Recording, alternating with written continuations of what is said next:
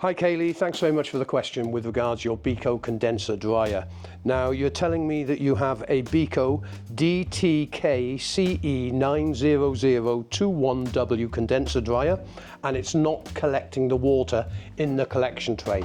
I'm sorry I don't have a Beko on the workbench at the moment to talk you through exactly what to look for, but I will be able to explain everything for you. And I'm putting a link in the description on this video which will take you through to a web page. And I've managed to obtain you the wiring diagram and the workshop manual as well, which is very detailed in the process for checking each individual component. It also shows you the diagnostic sequence and also the test mode sequence for diagnosing faults on the machine if you have one coming up on your display. There's also some exploded diagrams to show you every part in the machine, and there's a link on the page. It will take you through to any spare parts. But on this occasion, I don't think you need to buy anything. I think you just need to do some maintenance. Now let me quickly explain the condensing unit. On condenser tumble dryers, you have two airflows, a hot airflow and a cold airflow. The hot airflow goes over the heater at the back of the machine, comes into the drum and evaporates the water, and then the air goes down through the filter system, through the ducting, and then onto the condensing unit. The hot airflow goes this direction, and the cold air, which is drawn in by another fan on the fan motor, is pulled in from the side and goes through the condensing plate in this direction.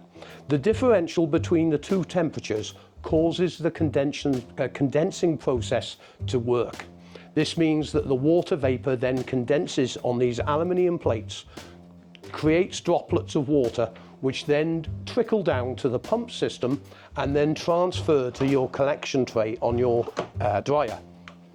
If the condensing process is not working correctly or efficiently, what ends up happening is you end up with a lot of vapor in the machine, and this vapor will condense on any cold surface.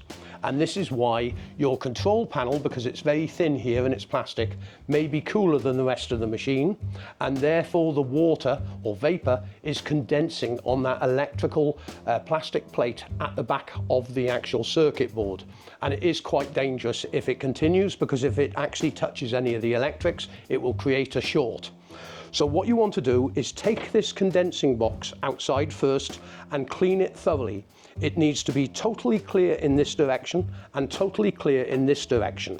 Secondly, you want to go through the whole of the ducting system on the condensing dryer and make sure it's thoroughly clean, including the two fan blades on your Beko tumble dryer, which are attached to the motor. Sometimes these fan blades can build up with fluff and not be pushing the air through the machine in a sufficient flow for the condensing process to be working properly. Also, on Beko tumble dryers, there is a couple of drain-off pipes at the bottom of the machine, which allow the water from the collection tray area that goes through to the pump. If they are blocked, the water is staying in the hot air circuit area and then re-evaporating and causing a lot of vapor in the machine. So you really want to thoroughly clean the machine. All you're going to need is a paintbrush and a good vacuum cleaner to hoover up all the dust in the machine and clear all the ducting circuit.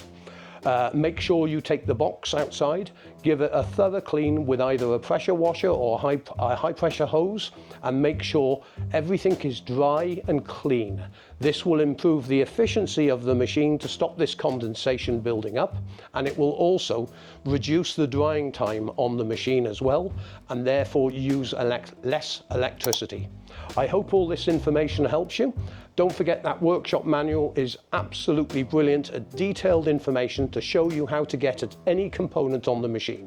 Hope this helps you. Thanks very much indeed for contacting us.